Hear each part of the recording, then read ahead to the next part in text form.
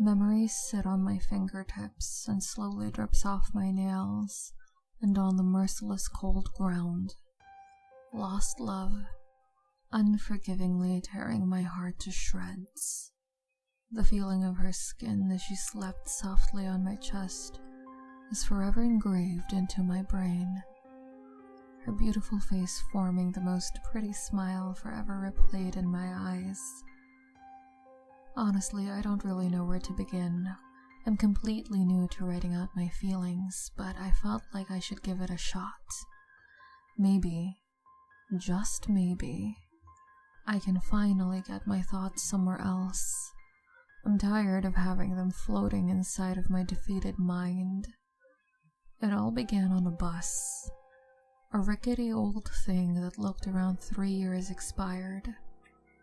There was so much rust on the exterior of the bus that it seemed like some sort of infection. I don't normally ride the bus, but being broke as shit and young enough to have an empty savings account, I didn't have any other choice. I was already late enough to work as it is. I didn't even notice her at first, even though she was sitting right next to me. I had my headphones in, a woe is me attitude, and a book that I had been carrying around for the past 3 months that I convinced myself I would finish reading. I was halfway through a song I was barely listening to when I felt a light tap on my shoulder. I looked up and exhaled sharply. She was absolutely gorgeous. Her black hair spilled down her shoulders like a majestic waterfall at night. Her dark brown eyes sparkled more intensely than the light from the sun, with a voice that gave me goosebumps all across my body instantaneously. She asked, "What book are you reading?" Dumbly, I mumbled back, It's a book about Greek mythology." She leaned in closer to me, and I didn't notice she did. Overcome by the desire to talk to her more, I quickly ripped the headphones off my head, resulting in my hitting her in the head with the band of my headphones. I expected her to get angry, but being the absolute angel she was, she just laughed and looked at me in a way that made me feel like the luckiest guy in the world. She asked me to open the book to the beginning, and eagerly I did. When we got close to my stop, I started to pack my things up. Before the bus came to a stop, she had her phone held out towards me. With a smile, I put in my number and said, "Oh, by the way, my name's Glenn." While she put her phone back in her pocket, she gave me a wink and said, "Well, Glenn, I will tell you what my name is when you grab dinner with me tomorrow." Surprised and pleased by how forward she was, I gave her a shy nod and got off the bus. For the rest of the day, I couldn't get my head into my work. I kept thinking about her, how she looked, how she sounded, and how much I wanted to see her again.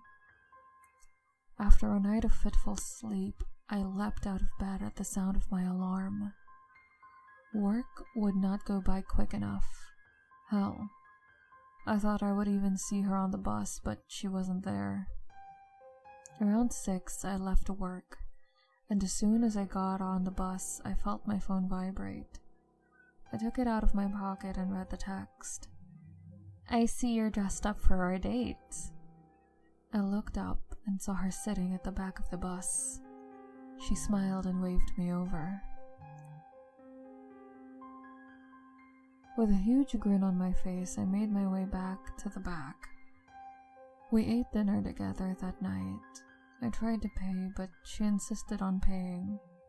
She kept saying that the person that was invited should never pay. That night, after we finished dinner, we walked around a park close by. We kissed, and everything felt perfect. Before she got off the bus, she turned to me and said with a sly smile, "By the way, Glenn, my name's Natasha, but everyone calls me Tasha." It's a nickname that stuck. Time started to fly by. We spent every day together. I even managed to finally finish reading the book with her, reading it with me. Days turned to weeks, weeks turned to months, and before I knew it, we had been together for 6 months. Today would have been the 7th month, but 5 days ago she called me and told me her father called her that morning. Her mother was dying. She never told me what sort of illness her mother had, but I felt like if she wanted to tell me, she would have. Tasha messaged me constantly while she was away. Even though she was over 300 miles away from me, it still felt like she was close to me. 2 days ago, she told me she was back home. Excited, I asked her if I could come see her, but she quickly responded back, "Sorry, I really want a day to myself. My mom passed away yesterday. Sorry I didn't tell you, but I didn't want you to worry about me." I messaged back that I understood, and for her to take as much time as she needed. Yesterday morning, I woke up to a message from her. "Hey, I'm going to meet you on the bus today. Is that okay?" I quickly messaged her back that I wanted her to. I missed her like hell. Just like our first date, as soon as I got on the bus, I got a message from her. "Dressed up just to see me?" I looked up, expecting to see her, but she was nowhere to be found. Confused, I took another look around the bus. A couple of people looked at me like I was crazy. I got another message from her. "I know you can't see me right now. I don't even know how I'm messaging you back right now, but hear me out. I know that I won't be able to anymore soon." Feeling like I was going insane with shaking hands, I messaged her back. "Are you messing with me? Where are you?" Within seconds, my phone buzzed in my hand. "Can you just call the cops and give them this address? 1420 Plymouth Avenue. It's my parents' address. I can't message you anymore. I love you, Glenn. I really do. I hope you will find someone that will make you as happy as you made me." I tried messaging her back all day yesterday.